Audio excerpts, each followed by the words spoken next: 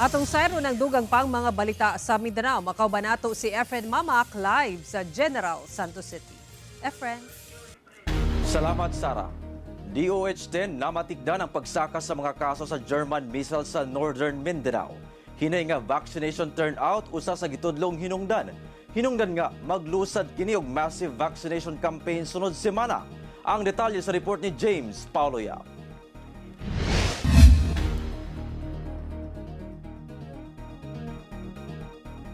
Usa sa nagunang sakit nga pwedeng makuha sa mga bata nga nag-edad 6 months hangtod 59 months ang measles ug rubella virus o mas naila sa pangalang tipdas. Kung ang bata matapdan niini, mamahimo siya makabaton og taas nga hilanat, ubo og sipon ug rashes sa iyang panit. Paspasab kini makatagot sa laing bata pinaagi sa direct contact. Gani sa Northern Mindanao, misaka ang mga natalang kaso niini og sobra 10%. Sumala sa datos sa Department of Health, Region 10. Gikan sa 371 cases ni adtong tuig 2024, misaka kini sa 412 ka mga kaso sa pagsira sa tuig 2025.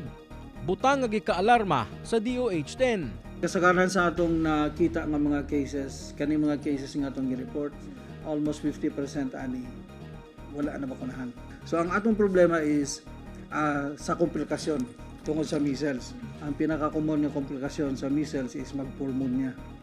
Muna kasagaran, James, ang kamatian sa bata, magpulmonya. Busa aron malikayan ang padayon nga pagsaka sa mga kaso sa tipdas, maglusad ang DOH-10 ug massive nga vaccination drive nga gitawag nga Measles Rubella Supplementation Immunization Activity nga magsugod karong adlang Lunes, January 19, taman February 13, 2026. Dulaan tunga sa milyon ka mga bata nga nag-edad 6 ka bulan hangtod 59 month ang target nga mahatagan og supplemental vaccine kontra tipdas sa Region 10. Maski katong bata nga nabakunahan na, maski mayroon ka, ang primero nga dose guna ni James is 9 months, dahil 12 months.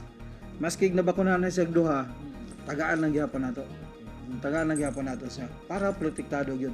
Pagsiguro sa DOH-10 nga luwas ang maong bakuna sa mga bata o gipasabot nila nga dugay na kining ginagamit sa mga barangay health centers ug rural health unit. Panawagan nila sa mga ginikanan nga pahimuslan ang maong programa sa DOH-10 aron malikay ang mga bata sa sakit nga tipdas. Mamahimong mobisita sa mga health centers sugod January 19 aron mahatagan og bakuna ang mga bata. Kauban si Makoy Sempron, James Paulo Yap, One Mindanao.